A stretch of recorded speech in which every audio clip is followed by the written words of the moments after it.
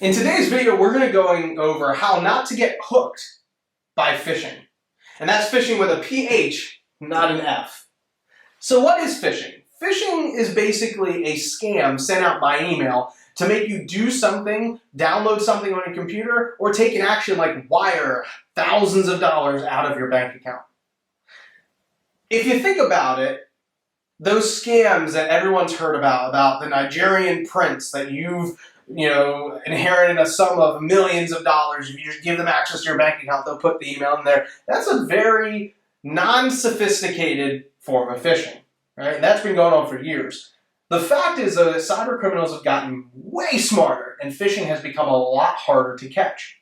So what I'm going to teach you in this video is some ways that you can yourself detect a phishing email and educate your employees. And at the end of the video, we'll even extend an offer for a free phishing evaluation and test for your entire company so that you can help train your employees on how to spot phishing and inherently protect your company from these cyber criminals. So let's talk about things that you can do to detect a phishing scam. And phishing comes in through email, so this would be things that you can look at a specific email to determine if it's a phishing scam or not. The first thing to look for is, who is it from? What I mean by that is basically look at the actual name and email address of who it's from. You know, a lot of email systems just show you the person's name. So let's say you have a friend called Sally Smith, right? And it would say it's from Sally Smith. But when you click on that name or expand it to show the whole email address, Sally Smith's email address may be smith@outlook.com. When you extend this one, it's Sally1200@yahoo.com. So it's not really from Sally. It's from someone acting like her. And this is a very easy scam for anybody to put on, because if you think about it, when you sign up for a Gmail account, Yahoo account, or any email account, you tell them what your name is, and you can change it at any time. So I could send out emails all day long saying I'm someone I'm not. So look at that email address and try to see if it matches up with the email you have on record for that person. If you have any questions, the safest thing to do is always reach out to Sally and say, hey, Sally, was this email from you, right? Much easier than following whatever Sally asked you to do. The next thing to look at is the reply to. So the reply to, if you look at an email, you'll see who it's from. You'll see sometimes CC, which is who's been carbon copied. And then you'll see a reply to field, if there is one, and the subject. So if you look between the subject and the CC, or the subject and who it's from, you may see a reply to. And what reply to basically means is reply to means it may have come from Sally, but when you reply to, it's going to go to a completely different person, a completely different email address. So if you receive an email and the reply to is someone completely different, maybe outside that company or just outside anybody that you know, be aware that it very possibly could be a phishing attack. Because honestly, the who it's from can be spoofed so easily. We just talked about one way. I could just say my name's Sally Smith, right? But another way it could be spoofed, if any of your companies are doing email marketing through MailChimp, Constant Contact, right? You're sending out emails not through your email address, but MailChimp is saying it's from your email address. MailChimp is saying this is from blah, blah, blah at yourcompany.com. Well, cyber criminals can use that exact same technology to send out emails making it look like it's from you. Looking at the reply to is a very easy way, because what they'll do is they'll make it look like it's from you, it says it's from you, but when someone hits reply, it goes to someone completely different. Another way you can test this is if you do hit the reply button, is the to field the person who sent it to you or somebody else? The other thing that you can look at in all of this is the URL. And URL would be the link inside the email, if there is one. A lot of these scams are, some of the biggest ones are, hey, you've received a Dropbox link or a Google Drive link or a SharePoint link or a Box link, any of these links, right, to accept this document. It's a very important document. That URL, when you click on it, a lot of times takes you to a website that looks like Dropbox or Google Drive or SharePoint, but isn't. It's strictly a website to steal your username and password that you would put in to log in to see the document. When you hover over the link, don't click on it, just hover over it. Does it go to the website you would expect it to? So if it's a Dropbox invitation, when you hover over the link, does it go to www.dropbox.com?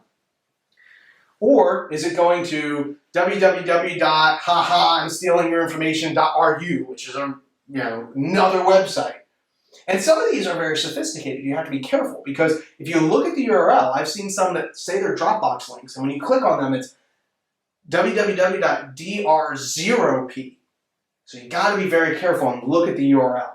And in fact, when clients forward us emails saying, is this a scam, is this phishing? This is the number one thing that we look at that usually gives away that it is or is not a phishing email. And finally, another thing you can look at is typos, right? Majority of these phishing attacks are coming from non-native English-speaking countries. So just like that Nigerian prince email, they'll oftentimes have a lot of typos.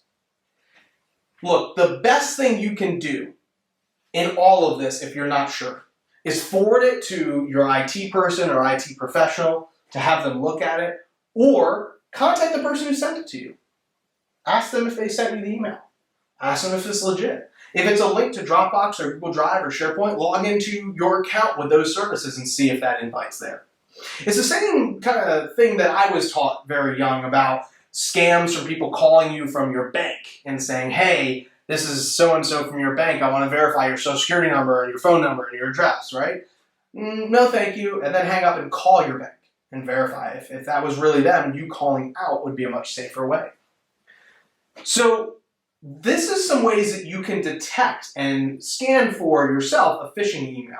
And this is very good information. I would suggest you share this video or share these topics with your employees, because the number one way cyber criminals are getting into organizations nowadays is through phishing, right? Because employees are normally the weakest link.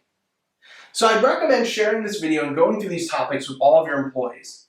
And if you'd like, we are offering a free phishing test and evaluation. We will send out fake test phishing emails to everyone in your organization and then test them on if they were able to detect that or not. Sometimes it's surprising what people inside your organization actually fall for phishing scams. And it's a great way to know who maybe needs a little bit more education. I'll share a story with you real quickly about this.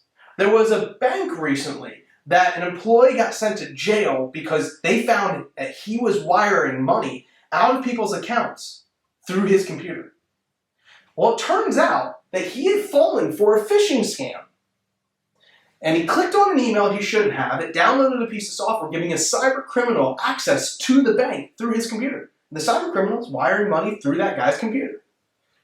Who ended up going to jail, he's out, don't worry, is the guy who clicked on the phishing email.